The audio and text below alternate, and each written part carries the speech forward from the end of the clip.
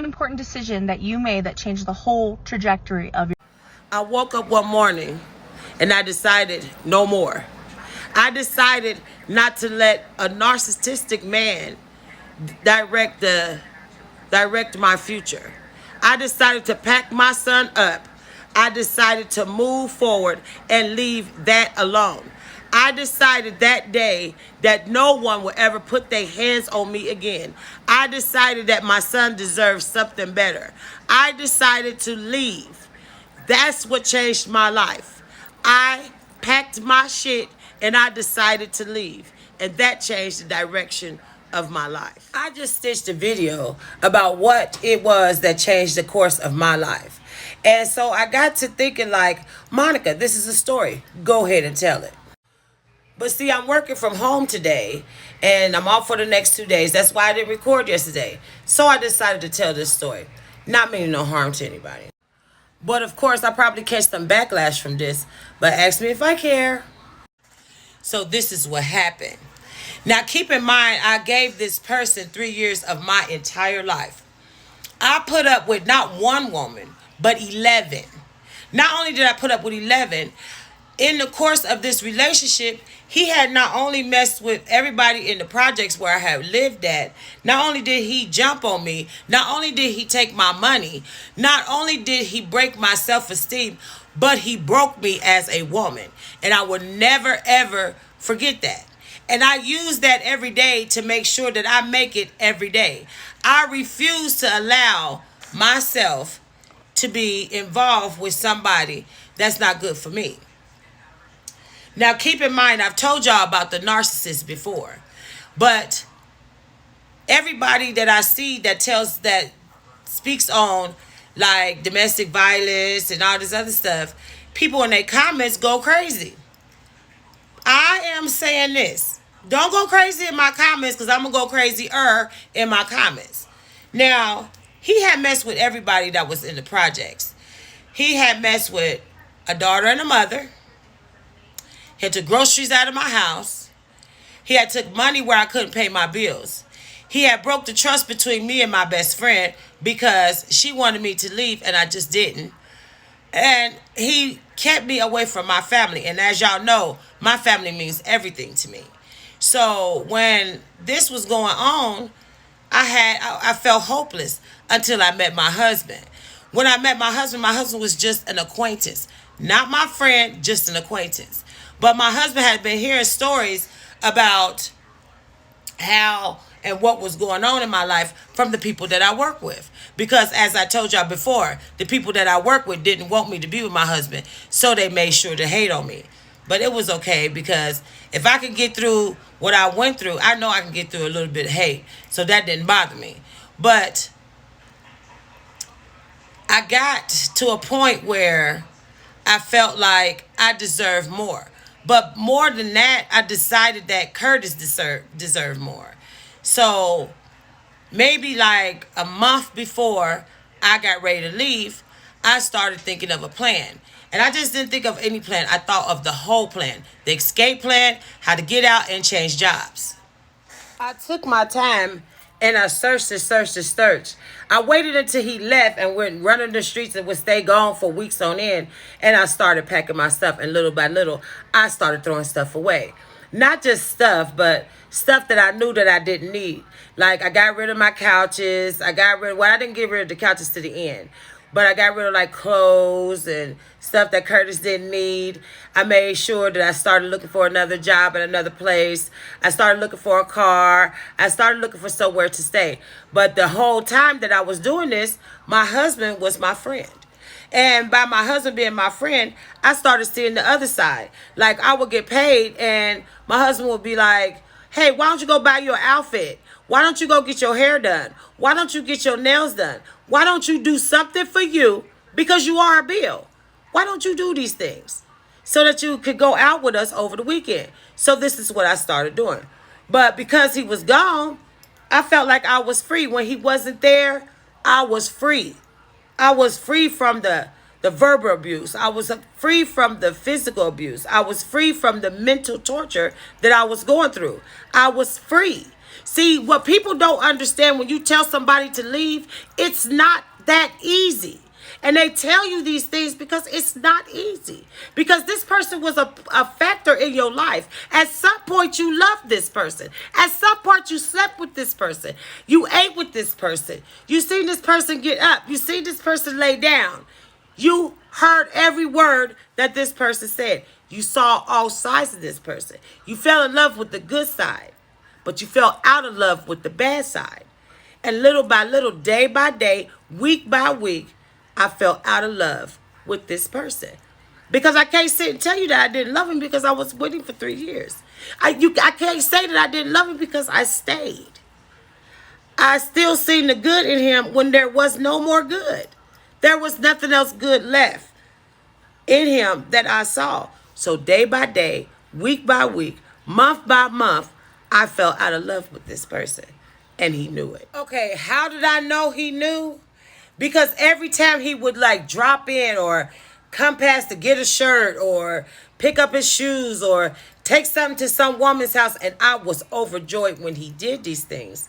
He would come in and my hair would be done and my nails would be done. My bills would be paid. My house would be clean. Curtis was okay and I had groceries in my house. He would come in and he would be like, look at me, and he'll say, you don't love me anymore. And he would just leave. It wasn't that he didn't know. He told me. He was like, Monica, you don't love me no more. You don't want me around you. To the point, one particular situation, I was cooking in the kitchen and I had my front door open. And you know how you cook and you had the door open, just breeze it out and stuff like this. It was a summer day and I had the door open. So I was cooking and Curtis was playing video games or some old crazy stuff. But anywho, I heard the screen door. When I heard the screen door, I just knew it was him. Instantly, my mood changed. So he came in and he came over to where I was in the kitchen and he turned me around in order to try to kiss me, and I moved him out the way. When I moved him out the way, I didn't just move him. I moved him and I like kind of pushed his hand down, kind of stern, and I walked off. When I did this, it caught the attention of my son and he turned around to see what was going on. Because keep in mind, Curtis wasn't scared of him. Curtis wasn't going. It wasn't like Curtis stood there and watched this man jump on me. Curtis was little, but Curtis would fight with me. Curtis would go toe-to-toe with me against him. And that about my son, I will always love, even though he pisses me off to this day. Okay. Okay, but Curtis turned around and he looked. And I turned around to Curtis and said, you cool, Curtis, because ain't nothing going to go on. Just like that, and I walked towards my room. When I walked towards the room, he came in there. He sat on the edge of the bed, at the foot of the bed. And he was like, well, I came home because I missed y'all, and this, that, and third. I turned to him. I said, you couldn't have missed us that much. You was gone for 2 weeks. I said, but it was okay. He was like, but you never called me. Why should I have to call is what I said. And I said it just like that. Why should I have to call? I said, matter of fact, I said, I washed all of your clothes and I folded them up and paired them. I said, what you could do is I already packed you a bag so that you can stay gone 2 more weeks. I said, where's your dirty clothes?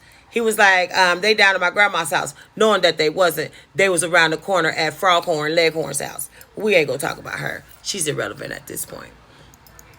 So he was like, why you pack my bag? I said, I packed your bag so that you can get ready to go. Like that. He was like, but I'm staying here. I said, no, you're not. You're not welcome here today. I said, I need for you to leave. And that's how that went. By me telling him this, the look on his face was like priceless. And I stayed stern. He grabbed the bag that I had packed for him, and he headed for the door.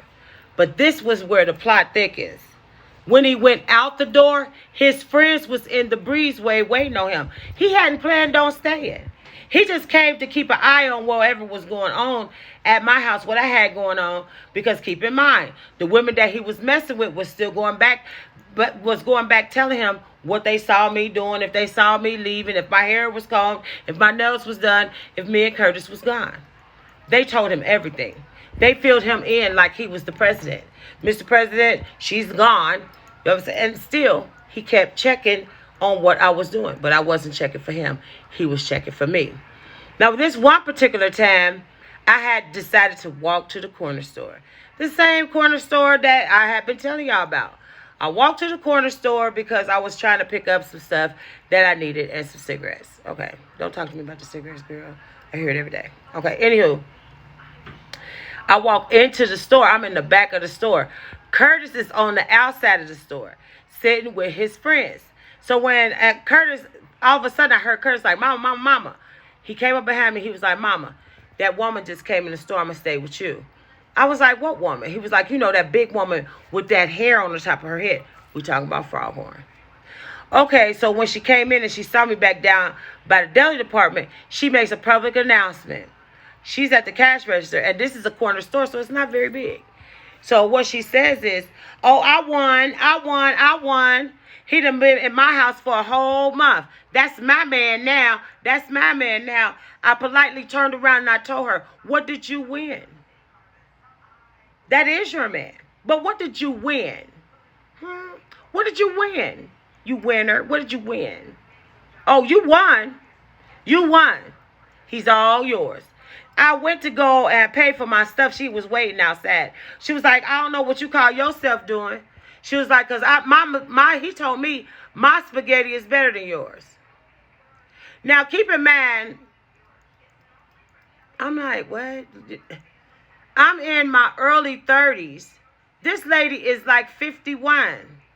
And you telling me that you comparing our spaghettis? You had enough gall to ask him, was my spaghetti better than yours? Whose spaghetti was best? That's all you was worried about, was whose spaghetti was best? Oh, yeah. Winner. So, of course, her, that ponytail and that jersey went on down the hill and told him exactly what I said.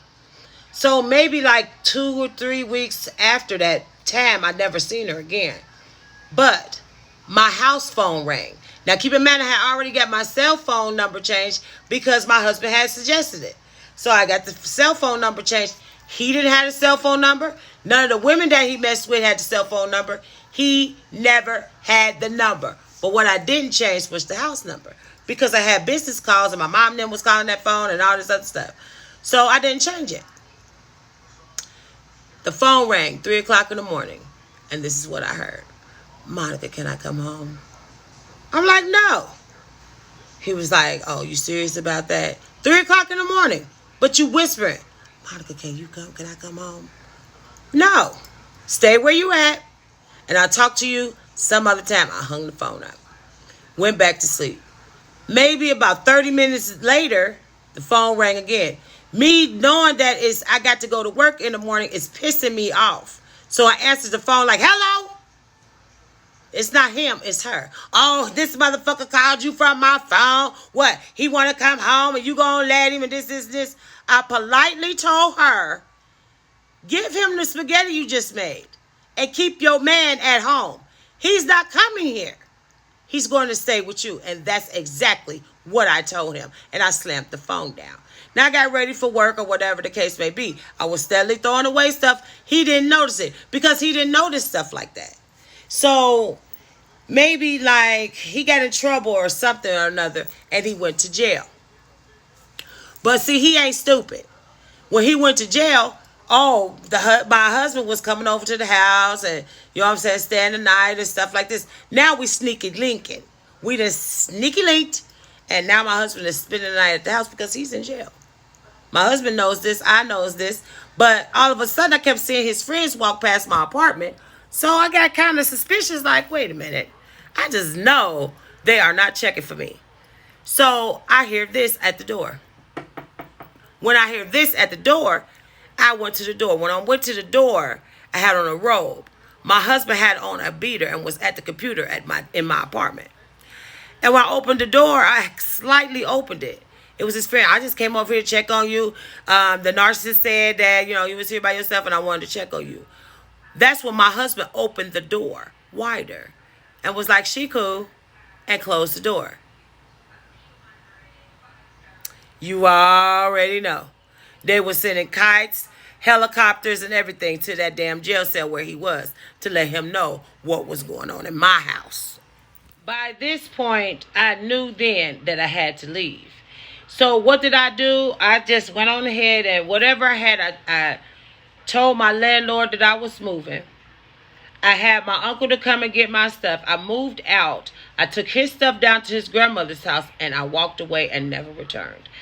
At this point, that's when I knew that I deserved to be happy. Not that I was going to be happy, but I deserved to be happy. Not only did I deserve to be happy, I deserved to be free.